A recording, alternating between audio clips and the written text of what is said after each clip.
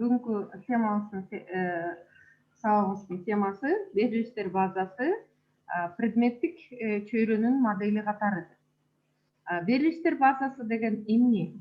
Кандай деп ойлойсуздар? Берилиштер базасы бул компьютердин тышкы эс тутумуна сакталган жана такай дайыма колдонулган бир атайын бир эрежелерге таянган, ошол эреже менен уюштурулган, анан ал объекттин атын, анан дагы башка касиеттерин чагылдырган маалыматтардын жыйындысын биз берилиштер базасы деп айтабыз. Бизде кандай предметтик чөйрө болушу мүмкүн? Бул транспорттук берилиштер базасы болушу мүмкүн, медициналык, билим берүүнүкү, укуктук, ушундай маалыматтык база деп айтат. Ошонун ичинен маалыматтык система деген кеңири колдонулат. Маалыматтык система бул берилиштер базасынын маалыматтарды жана аны иштетүүнү камсыз кылган маалыматтык технологияларды жана техникалык каражаттардын жыйындысы. Жөнде бир эле база маалыматтык гана эмес, маалыматтык берилиштер базасы эмес.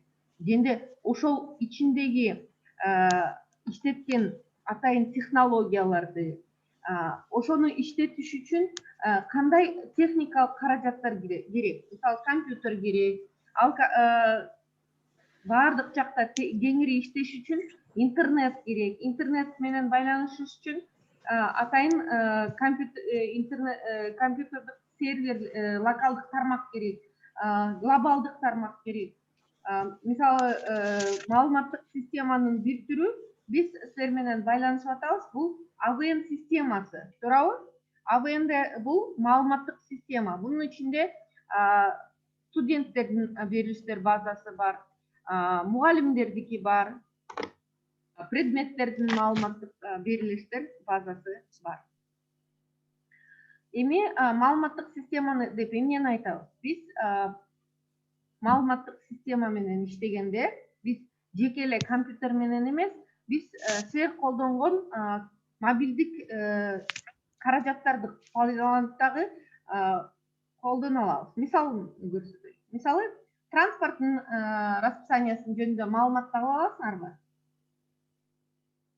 Мисалы, бир аэропорттун же болбосо мисалы автовокзалдын маалыматтык системасына кирип, кайсыл убакытта кандай каттамдар жүрөт экенин билсеңер болот, туурабы?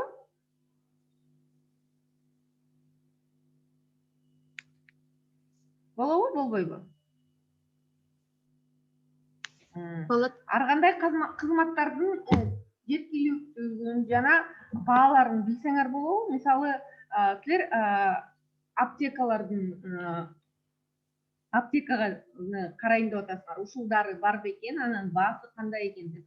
Силер ушул аптекалардын маалыматтык системасына кирип, ушул силерге керектүү дарынын атын жазып, анан бар экенби, жок экенби билсеңер болот. Же болбосо мейманканага барып, алдын ала номерди брондосоңор болот. Баасы кандай экен, канча күнгө брондосо, кандай силерге кандай шарттар бар экен, ошону алдын ала билүүгө мүмкүн аласыңар. Жана ушул маалыматтык системаларды колдонуп, силер картографиялык кызматтарды колдонсоңор болот. Мисалы, карта менен карап, кайсыл жака баратасыңар, навигаторду колдонуп, мисалы бир жерге баратсаңар, кандай бараарды билбесеңер, силерге атайын ушундай картографиялык маалыматтык системалар маалыматты берүүгө жардам берет.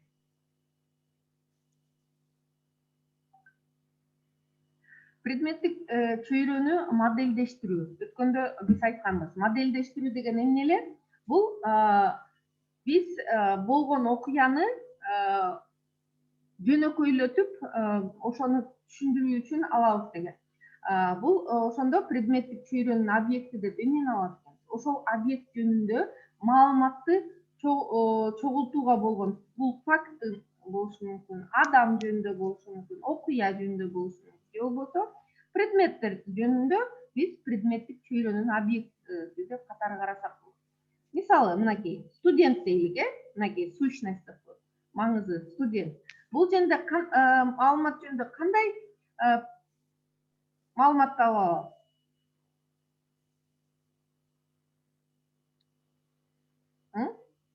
Мунун классы, объектинин классын. Бул бир типтүү объектилердин жыйындысы дейт, студенттер деген. Мына, жөнүндө студент жөнүндө кандай маалыматты ала алабыз? Мынакей. Жеке делонун номерин ала алабыз, фамилиясын, Аты.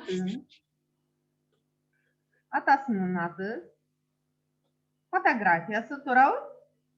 Туулган датасы. Туулган датасы. Жынысы. Яшы.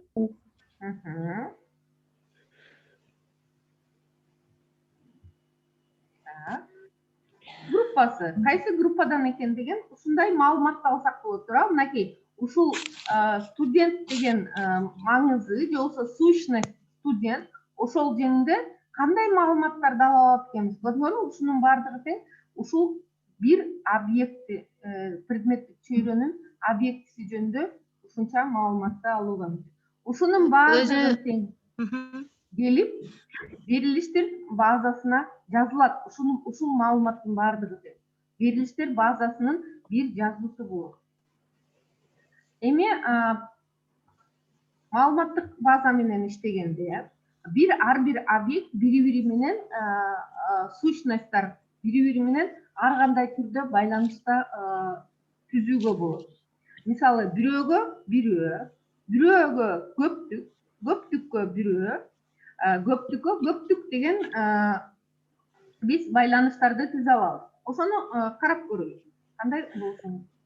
Мисалы, сүрөт бирөөгө бирөө. Мисалы, мына, эгерде силер договор түзүп атсаңар, бир киши менен бир киши договор түзүп алат, туурабы? Бул байланышта бир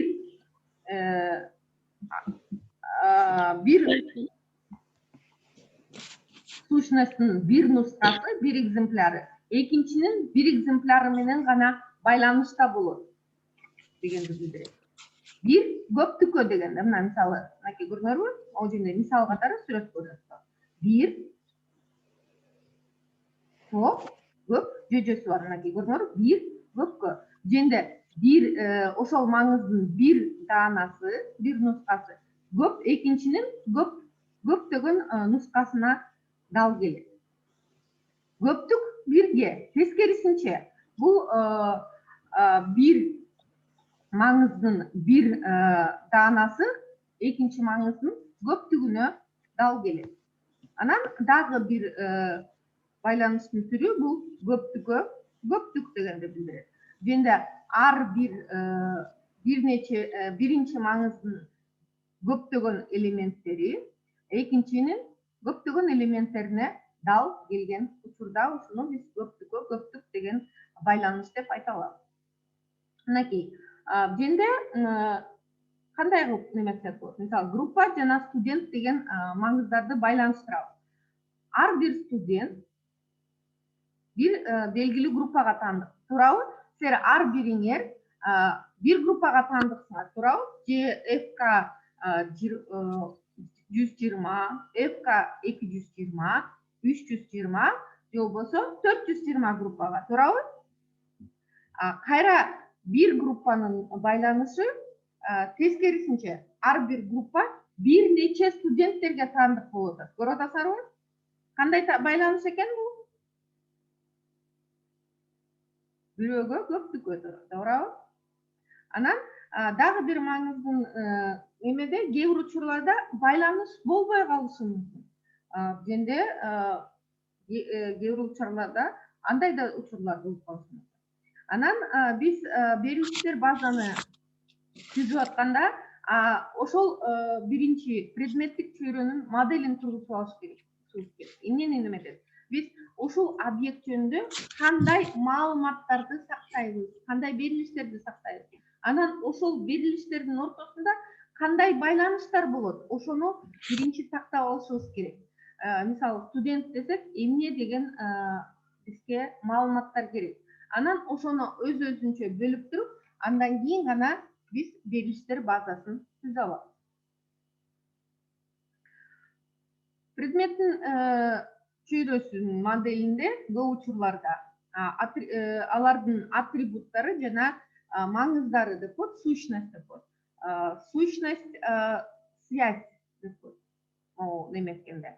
Бул англис тилинен ER модель дегенден алынган, мына entity relationship, маңыз байланыш. Ушул англис тилинен алынган предметтик байланышты биз карай алабыз. Мынакей, графикалык модельди карайбыз. Маңыз байланышты. Сущность, связь деген. Мынакей, эки маңыз бири-бири менен байланышып атат, эки сущность. Ортосунда байланышты түзөбүз. Бул жалпы түрүндө. Эми карап көрөлүк, мындай болгондо. Мынакей, женде маңыз менен байланыш бул милдеттүү түрдө байланыш болуш керек.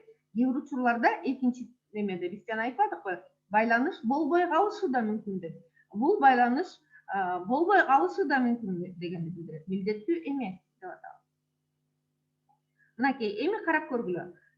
Бүтүрүүчү экзаменде эмне кылат? Тапшырат, туурабы? Бүтүрүүчүнүн фамилиясы болот, экзамендин коду болот.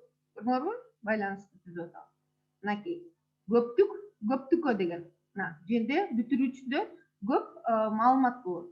Экзамендинде дагы көп маалымат болот. Ошону карайлык, кандай ар бир маңыздын кандай атрибуттары бар экен. Мынакей, көрдүңөрбү? Бүтүрүүчүнүн аты болот, атасынын аты болот, туулган датасы, паспорттун номери, аттестатынын номери болот, туурабы? Эгерде биз мисалы бүтүрүүчү жөнүндө маалыматты чогултуп атсак. Экзамен кандай болот? Экзамендин коду, өтүү балы, датасы, анан ким текшерет экени, ошондой маалымат. Мына көрдүңөрбү? Ушул эки маңыз бири-бири менен көптүккө деген байланышта болот. Эми берилиштердин моделин берсек. Берилиштердин моделин бири-биринин структурасына жараша аларды иштетүү операцияларынын жыйыны деп айтат. Мынакей, женде иерархиялык, мынакей көрдүңөрбү? Иерархия бак түрүндө болот. Эң биринчиден жалпы негизги тамыры кетет, ошондон ары ылдый төмөндөп кете берет. Дагы бир тармактык дегенде булар бири-бири менен байланышта боло берет. Анан реляциондук дейт. Реляциондук дегенде жана биз айткандай, бул женде маалыматтар бири-бири менен ар кандай байланышта болот. Мисалы, мынакей, женде көптүк түрүндө бир көптүккө деген ушундай байланыш менен байланышта болот. Мынакей, ар бир модельди карап көрөлүк. Мынакей, иерархиялык модель. Мисалы, студент деген берилиштер базасын карасак, мынакей, бардыгыңар тең азыр Арабаев университетинин студентсиңер, туурабы? Анын ичинен мынакей ар кандай факультеттер тарап кетет. Мынакей көрдүңөрбү? Биз иерархия кылып атабыз. Мындан төмөн жакты көздөй кетип атабыз, туурабы? Андан кийин мынакей кайра немелерди түзүп атабыз. Группалар, мынакей көрдүңөрбү? Ошентип иерархиялык кетет. Анан ылдый жагына ар бир группанын силердин фамилияңарды жазса болот. Мынакей көрдүңөрбү? Женде иерархиялык көз карандык деп айтат. Женде эмнени кылабыз? Берилген бакты таап алабыз. Бир бактан экинчи бакка өтө алабыз. Мынакей көрдүңөрбү? Мына могул бир бак өтөт. Кайра бул структура кайра өзүнчө дагы бактарды түзүп атат, туурабы? Ылдый дагы ылдыйлап да кетсе. Бактын ичинен биз аталык объекттен урпак объектине өтө алабыз. Мынакей. Буга өтөбүз, анан буга эч качан аттап өтө албайбыз. Бир объекттен экинчи объектке, мына эмелете айтканда, структура менен гана өтө алабыз. Мынакей, Арабаев университети дедик, ФГС деп атабыз, анан ФОП деп атабыз. Биз түздөн түз ФОПко өтө албайбыз. Биз бардык кадамдарды өтүшүбүз керек. көрсөтүлгөн жерге жаңы объектти кошууга мүмкүнчүлүк. Мисалы, топ дегендин ичине биз жаңы группаны дагы кошсок болот маалымат. Анан азыркы объектти биз жок кыла алабыз иерархиялык модель. Мынакей ушундай командаларды биз иерархиялык модельде аткара алабыз. Анан иерархиялык модельде бүтүндүктү камсыз кылынат. Эмнени билдирет бүтүндүктү? Жөнде бири-бирине объекттер бири-бирине баш ийет. Мисалы, могул объект бул объектке баш ийет, туурабы? Эч качан мындан неметип кетет. Ошон үчүн мисалы биз айтып атабыз, факультетсиз группа жок, туурабы? Ушундай аталык объекттен тышкары өзүнчө жашоого ээ болду. Тармактык модельди карасак, жөнде ар бир объект бир нече аталык объект бир нече урпак объектке ээ болот, жана урпак объектси кайра бир нече аталык объектке ээ болот. Ошондо тармактык модельдейбиз. Мынакей көрдүңөрбү? Мисалы, берилиштер, кинофильмдер деген берилиштер базасын түзсөк, мынакей бул актерлор, анан алар тартылган кинолору. Ошол жерде мынакей көрдүңөрбү? Мына Таттыбүбү Турсунбаева деп атат. Могул кинолорго катышкан. Кайра Кызыл алма деген кинодо Сүймөнкул Чокморов катышкан. Ак мөөр деген киного Таттыбүбү Турсунбаева катышкан. Ошол эле киного кайра Болот Бейшеналиев катышкан. Мынакей ушундай байланышта бири-бири менен болот. Кандай командаларды аткарууга болот? Бир типтен объекттердин арасында бизге керектүү объектти табууга мүмкүн болот. Аталык объекттен, мисалы, мына бул объекттен бияка өтүп кетсек болот, мындан мурун. Көрдүңөрбү? Жөнде эгерде иерархиялык модельде бизде неме деген бар болчу. Аталык объекттен урпак объектке эч качан өтө албайбыз деген. Жөнде өтүп кетүүгө мүмкүн болот.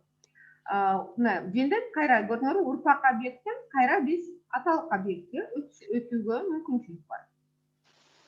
Керектүү жерге жаңы объектти кошууга мүмкүн. Мисалы, жөнге дагы киного тартылса, бияка дагы кошсок болот. Эгерде бул киного дагы башка актерлор катышса, аны дагы кошууга мүмкүн болот. Объекттерди жок кылууга мүмкүнчүлүк бар. Объектти өзгөртүүгө, башка аткой берүүгө мүмкүнчүлүк бар. Анан дагы объектти кошууга мүмкүн. Мисалы, эгерде биз жөнде дагы бир киного, мисалы, Сүймөнкул Чокморов бул киного катыштык десек, ана жөнге байланышты дагы кошуп коюуга мүмкүн. Эгерде жок, бул катышпай калган деп койсок, кайра бул байланышты үзүп коюуга мүмкүн болот.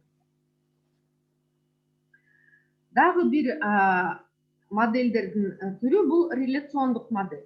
Жөнде маалыматтык базада биз бардык объектилерди өзүнчө таблица түрүндө беребиз.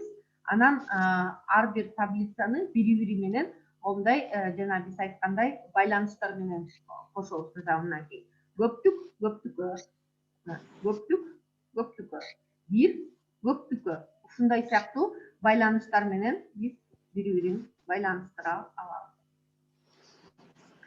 Кандай касиеттери бар? Ар бир таблица маалыматтарды биз айтып атабыз, таблицага жазабыз деп, ар бир объектте. Ар бир мамычада бир типтүү маалыматтар болот.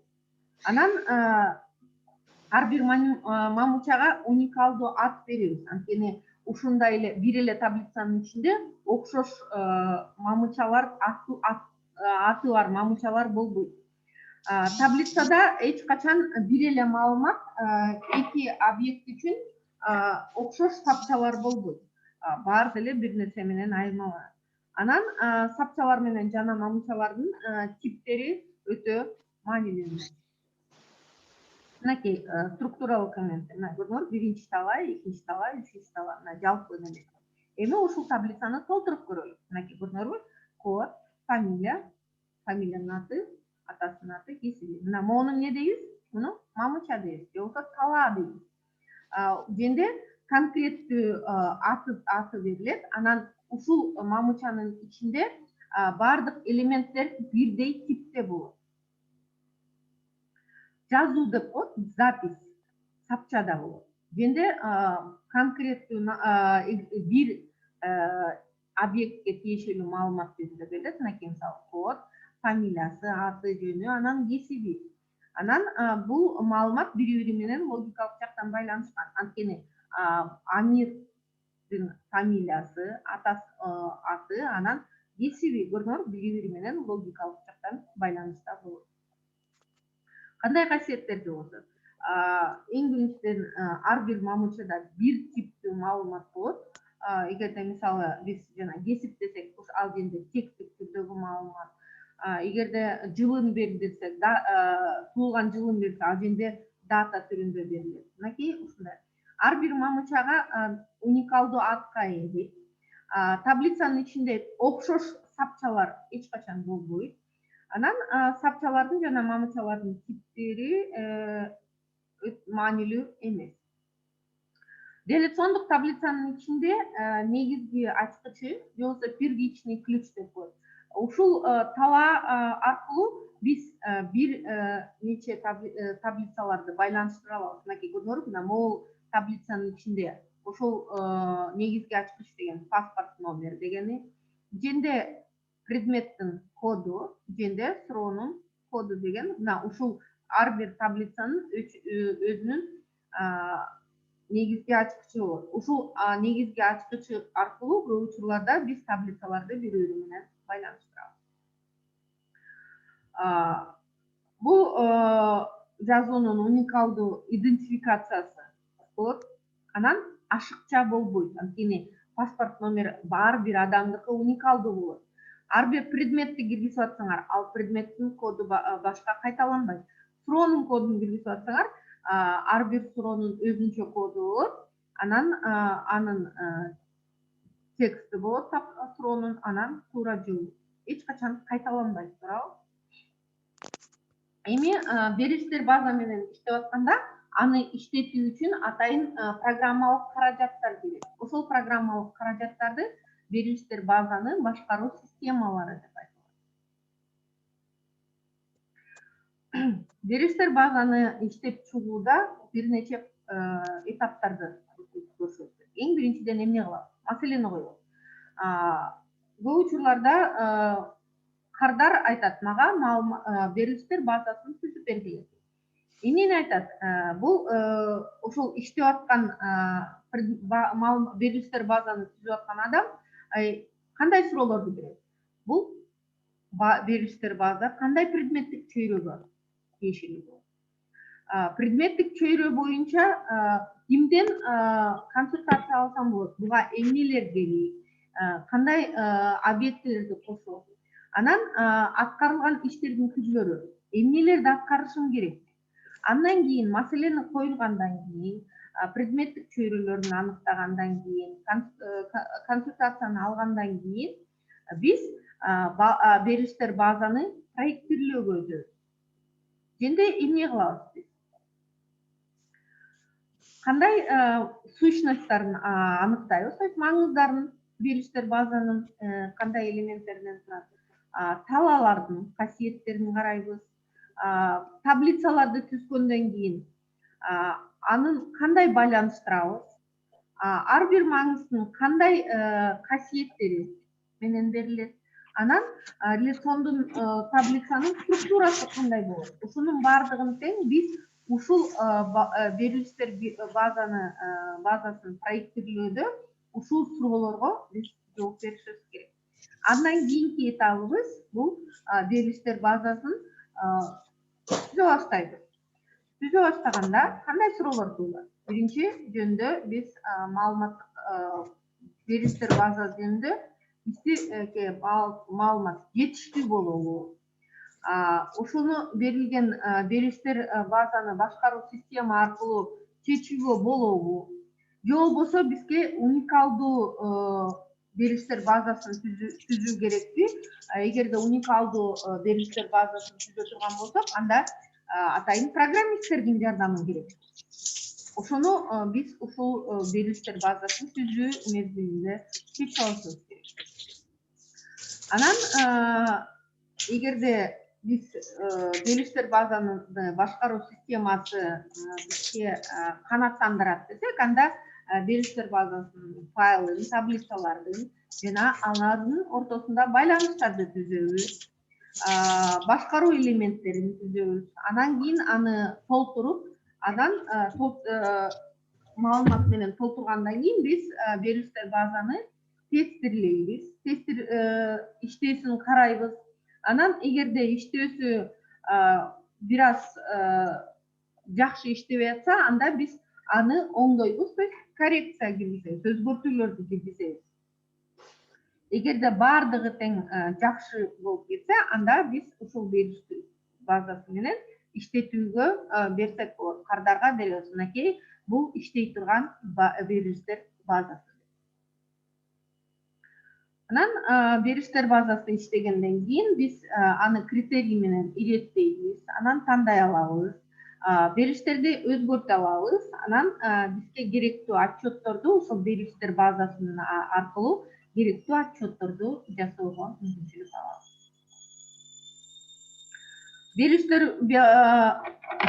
Берилиштер базанын башкаруу системаларынын кандай классификациясы бар? Эң негизгиси берилиштер базасы бул көлөмү чоң болот. Анан ар кандай колдонуучуларды колдонууга мүмкүнчүлүк болгондуктан аны 3 деңгээлге бөлүнсөк болот. Биринчиден, маңыз байланыш берилиштерди Kocalar mikrofon.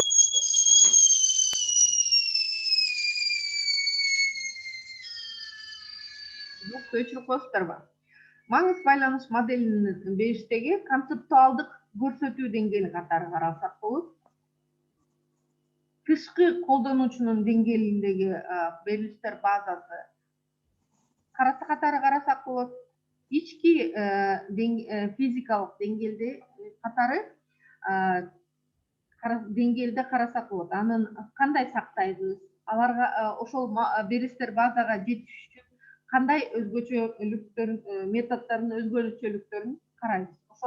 Ушуну менен биз 3 ушундай концептуалдык 3 деңгээлге бөлсөк болот. Эми биз берилиштер базаны эмне боюнча бөлсөк болот? Берилиштердин модели боюнча. Кандай деп ойлойсуңар? Кайсынысы кайсыга кетет? 3 түргө бөлүп атабыз. Берилиштердин модели боюнча киргизилген клиент сервердик, файл сервердик деген. Муну кандай деп ойлойсуңар? Кандай түрдө келет?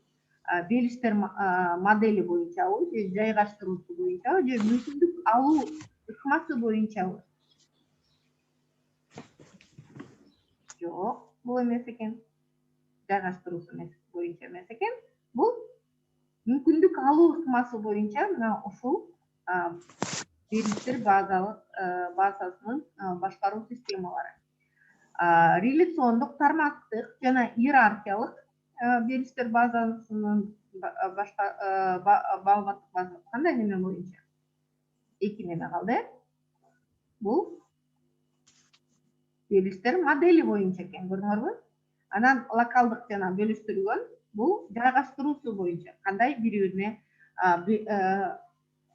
берилиштер базасы бири-бирине жайгаштырылган. Эми ар бирин карап көрөлүк.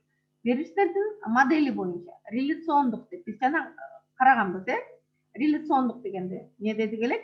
Бул баардык берилиштердин структурасы таблица түрүндө берилет. Анан ар бир объектинин касиеттерин таблицасында таблицанын сабында ар бир ошо объектинин касиеттери берилет. Анан баардык операцияны маалыматтын иштеп чыгуусу менен колдонулат. Тармактык.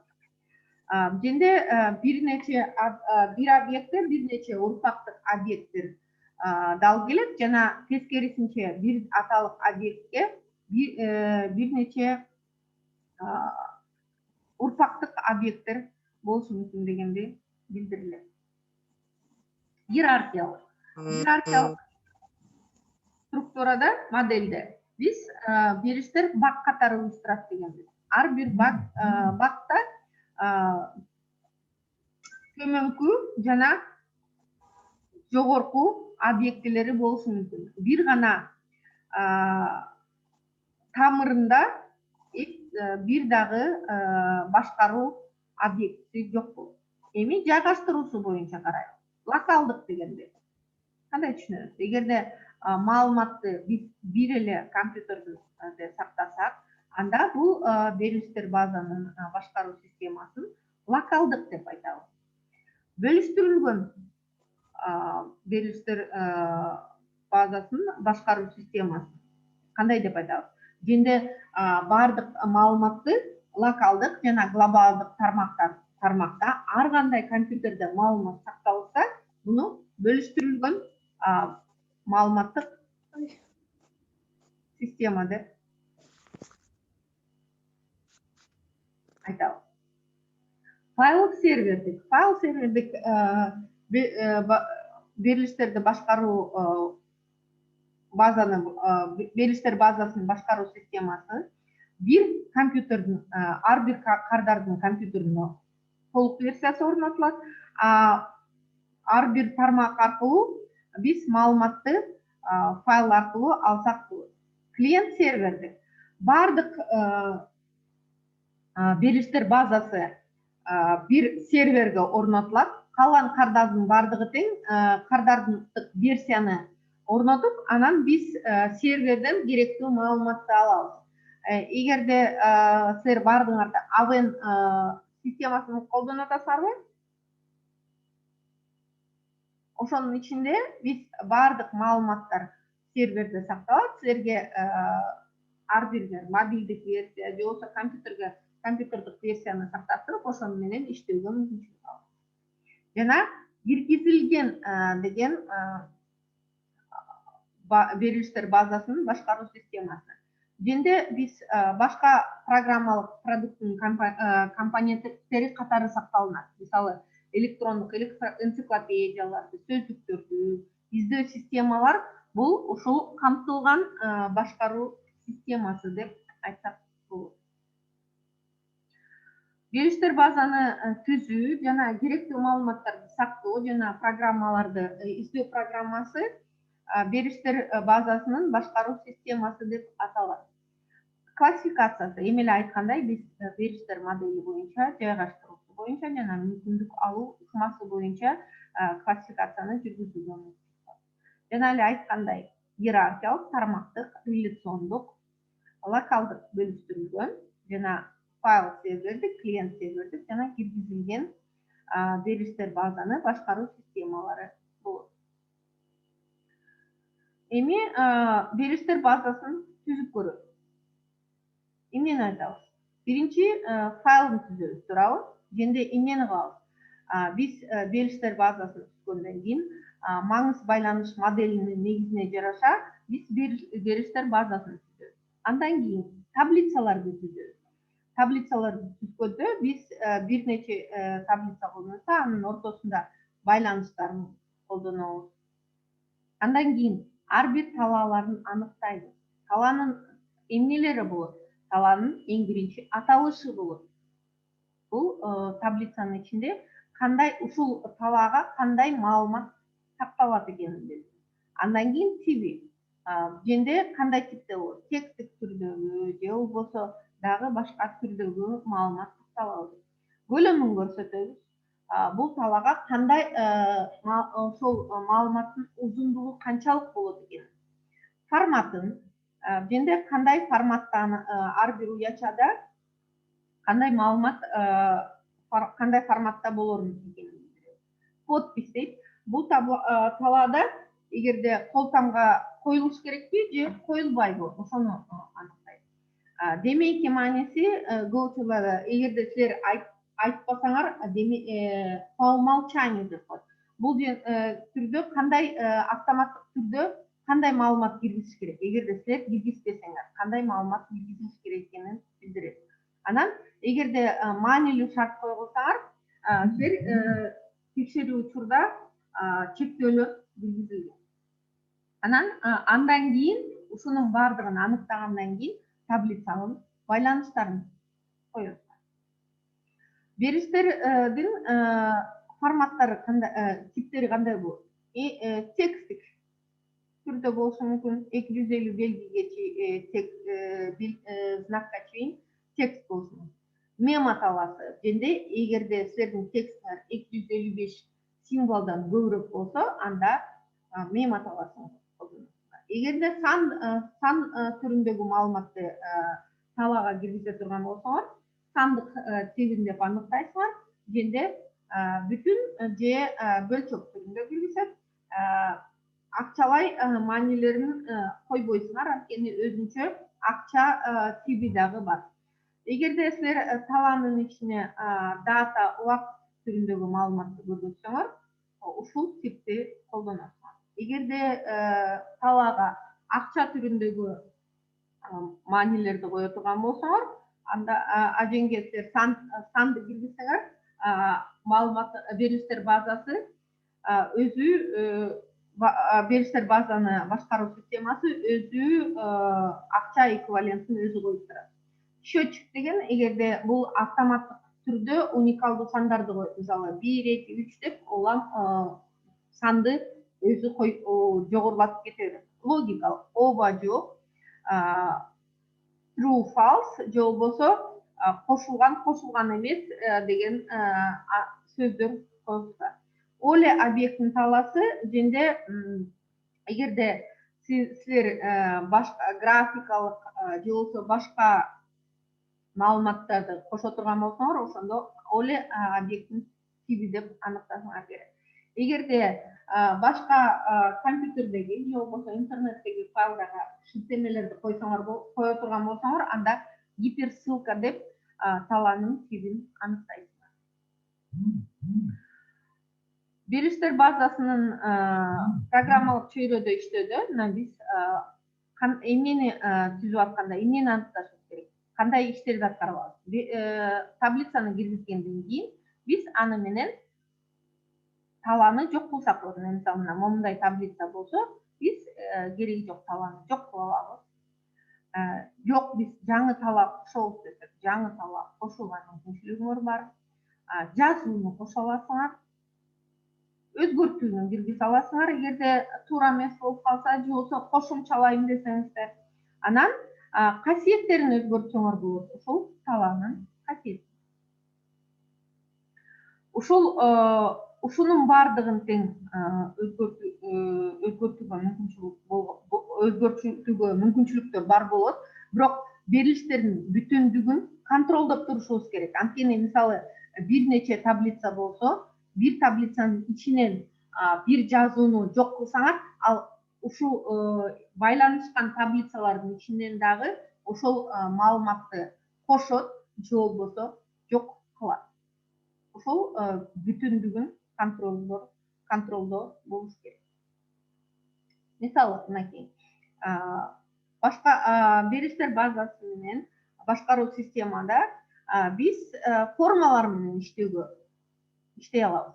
Мисалы, жаңы маалыматты киргизүүдө атайын ушундай формаларды түзөбүз. Форманы түзүүдө биз автоформа менен, же болбосо форманын мастери менен, же болбосо форманын конструктору менен түзө алабыз. Мынакей, автоформа менен мынакей өзү стандарттык түрдөгү. Форманын мастери менен биз кандай кылабыз? Атайын бизге жардамчы деп койсок болот.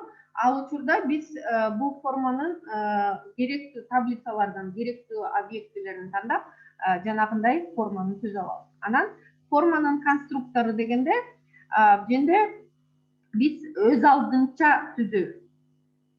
Каалагандай кылып өзгөртүүгө киргизип.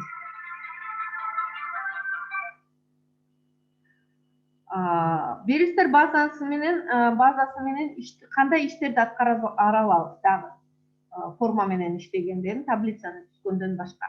Биз маалыматты сактагандан кийин аны берилиштерди сортировка кыла алабыз, иреттей алабыз, жаңырта алабыз, жок кыла алабыз, кошо алабыз. Анан кээ бир шарттарда биз керектүү маалыматтарды ала алабыз.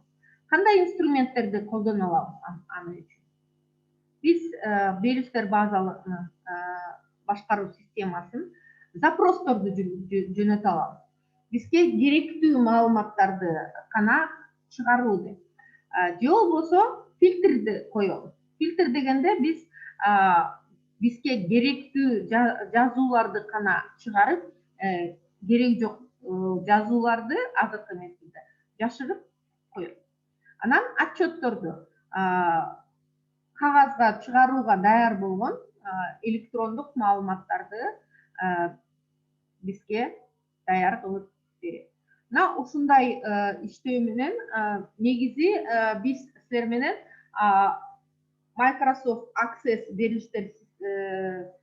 берилиштерди башкаруу системасы менен иштейсиңер. Бирок негизи бардык берилиштерди башкаруу системалар ушундай маалыматтары бар. Бул